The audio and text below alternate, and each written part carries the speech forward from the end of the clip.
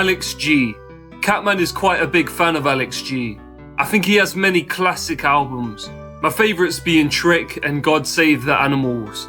Though my favourite is definitely Trick. Songs like Sarah, So, Advice and Mary.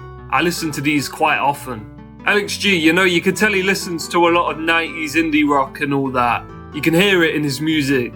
And a lot of these artists who be imitating 90s shit, they put out straight slop. Soulless, inauthentic music. But not Alex G. Alex G has heaps of personality. He has his own vision, and I feel creates new templates for indie music while using the tried and true sound palette of classic indie rock that he loves. If you look in the comment section of most Alex G songs, it's all people who are on the verge of suicide every day and mental illness ridden teenagers. Not Catman though. Catman is not mentally ill, he just likes good music. Granted, a lot of his more recent output has been a bit different from the classic indie rock sound. He began to get a lot more folky primarily, and I'm not really sure if the audience is the same. The songwriting on this new album, for example, is not really very much like the songwriting on Trick was, though it is still filled with a deal of pain, just a different brand of it. This album is mostly very light, clean, gentle, soft and relaxing. I say mostly though, certain songs completely defy this. It is again a very folky album with a massive Americana influence going on. Some tracks I would say straight up are Americana. Most of the album is very nostalgic and calls back to both the home where Alex came from and his childhood. It's very effective at kind of transporting you through the years and bringing you back to simpler times when you were a child. This album in its best moments feels very organic to me with the kind of instruments they're using. What I mean is they basically sound like they're playing in the same room as you, or in some bar or something. Alex G, he presents a very American vision on this album, driving to deal with his pain, Americana, multiple references to the beauty of certain states and what they mean to him. I do kind of dig the whole aesthetic of grown man sadness, meaning driving your car around aimlessly in the middle of the night in silence, just thinking. There's a certain metaphorical quality to it, like the world speeding around you and you're sitting there firmly in place driving your car forward. I don't even know how to describe it exactly. The guitar playing on this album is mostly very emotional if you ask me. Most of the tracks tend to use the same sort of instruments that you would expect a folk band to use, but it has some quite inclusive moments where woodwinds are used, violin, piano, accordion, harmonica, and they're all used very tastefully. I generally find most of the songs to be effectively emotional, and most of the songwriting to be very good. I'm gonna go through it track by track and give my thoughts on it all. June Guitar is a really gentle, soft and relaxing song. It's got bongos on it. I think, maybe they're congas, but I like bongos more, so I'm gonna say bongos. I like the way that accordion or whatever it is comes in after the chorus. It builds up emotion in me really well. I only really figured out what instrument it was by watching the music video. Also, this guy looks like Mama Max. I only just noticed. Do we remember Mama Max? Anyway, this is a love song with such a level of familiarity between partners, I feel. He's not making declarations or trying to woo them. He's speaking honestly like they've known each other for a really long time and understand each other's pain thoroughly. But just because the love isn't fresh doesn't mean it isn't strong. Because a strong feeling of love does flow throughout this song. I really like it. Great opening song. Real Thing is a song about looking for authentic love and not realizing that you had it all along at home. Presumably this is Alex talking about his partner he's so acquainted with from the first track. Love the guitar outro on this song. This song is very distinctly Americana. You can hear it in the drums especially. Another really good song. Then we have Afterlife. The guitar is played here in a very high key and it gives it a certain level of emotion. To me, this song is about how we live life to its fullest to cope with the fact that we die. It's an interesting way to frame it. If we had infinite time on our hands, we would probably lounge around way more and be content doing nothing, because you literally cannot waste time, because it's not a finite resource. But because in reality it is a finite resource, we feel bad if we're doing nothing at all. And we want to fill our lives with amazing, meaningful experiences so we can look back on it all positively and without regret when death comes. The song focuses on those kind of adventures you would go on every day in your childhood and pushes this as meaningful. It inspires us to carry on doing this in adulthood. And I mean, some of my best experiences as an adult have been these sort of experiences where me and friends go explore some like abandoned place or some beautiful countryside. So I rate the message, but make sure you grind and make something out of yourself too, just like Alex G did. That's the other thing that'll make you die satisfied.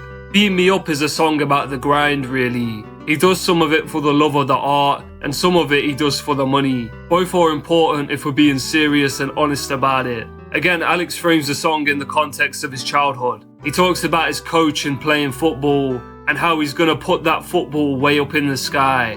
That's how far he's gonna go. Life passes you by, and so he's gonna spend it on missions cutting through the sky, bringing himself higher and higher in life. The second verse to me appears to be about how people will attempt to tear people down who dare to go their own way and live a less conventional way of life. For example, most of the people Alex came up with probably worked 9 to 5s. He was probably always encouraged to get a 9 to 5, and people probably weren't that supportive of his dedication to being a musician. Alex probably dealt with a lot of people's doubts and jealousy, and it hurt him. And he hates that people who want to carve their own path in life have to contend with all of that. Spinning is the loudest song on the album so far, and it is the most similar to what I think of when I think of Alex G. Those sort of rallying guitar riffs that remind me of Trick, and then the gentler playing too. A song about a relationship failing, and Alex G begging and desperately searching for some way he can make it work, even if he just needs to be fake to make it happen. It's another pretty emotional song, but in a different way this time. The first song on the album to really exhibit hurt. The rallying guitar riffs I mentioned, the way Alex has always used those is so clever. It's like their purpose is really to dig into you for some purpose or another. See Mary, for example, where they used to juxtapose against the positive outlook Alex had on weed to show how inevitably it sends you on a spiral. Here though, it just evokes hurt quite strongly. Generally, the song feels much more moody and stormy than anything that came before. First bad vibes of the album really, and it tends to continue in that direction from here on out. Louisiana sounds quite stormy too. Not gonna lie, the vocals on this track do kinda annoy me. Sometimes the fucking around with the vocals lands with Alex, and then sometimes it's a total miss like this for me. But in terms of the instrumental, it's quite good. Mostly the vocals are overpowered by the instrumental too, which is fine by me really. The song is a love letter to Louisiana, very sentimental stuff. I assume he's talking about the state anyway and not a girl. Maybe he's talking about both. Not too much to say about this one really. I still enjoyed it overall, but not too much to dig into. Bounce Boy fittingly is very bouncy and has quite a lot going on with the track really. It's low key kinda hectic. Despite this, it's not really a memorable track at all though. Simply it's about love and heartbreak, and doesn't really offer anything to chew on really. Instrumentally it's okay. I was enjoying the tone of the album and the first few tracks a lot more though, and at this point I began to feel it was kind of trailing off with 2 songs in a row which didn't really have very engaging topics or lyrics to them. Oranges returns us to the folky stuff, yet another song that calls back to childhood, being scared of pictures falling off the wall from the wind. The song really is just Alex being sentimental and sending out appreciation to his mother. I feel like it ends quite quickly and it didn't really leave much of an impression on me. Far and Wide offers a good deal of emotion with cool use of violin and also nice tone shifts between Alex's verses and the verses where the woman sings. The phrase "I'm all in pieces" is repeated a few times throughout the track, and it does well to represent that level of heartbreak that this track presents. Alex is plagued by memories of little things that him and his partner appreciated and shared together, like butterflies and boats and secret letters. A painful confusion in his mind when he wonders how these things could possibly be forsaken.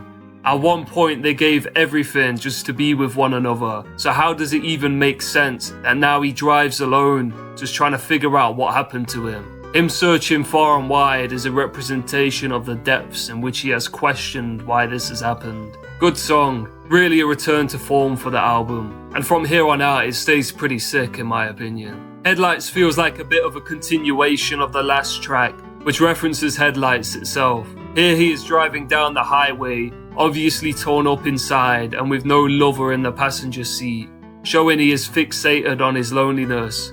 He left his life behind so fast that no one noticed anything was wrong with him. His heart grew cold and no one recognized his pain as he didn't allow himself to express it.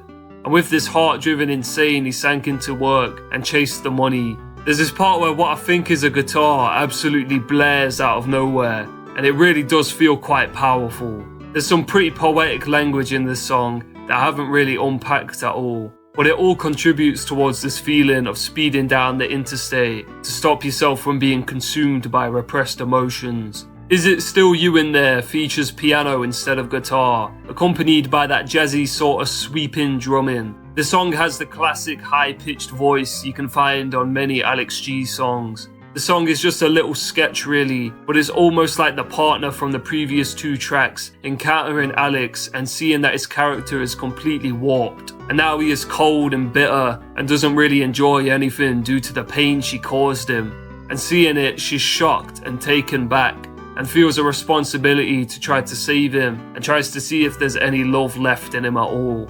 On Logan Hotel, he's back on the road again, but he has the choice between living this dry, dead life or returning to the girl who has caused him so much pain but has now finally returned to him. He decides to be with her once again, but considers it a loss either way, as this is the girl that hurt him so greatly. But he reflects that the whole world is burning and tearing itself apart, so fuck it. This track probably has the most energy out of anything on the whole album. It really rocks. It's got a guitar solo, harmonica, hard drumming.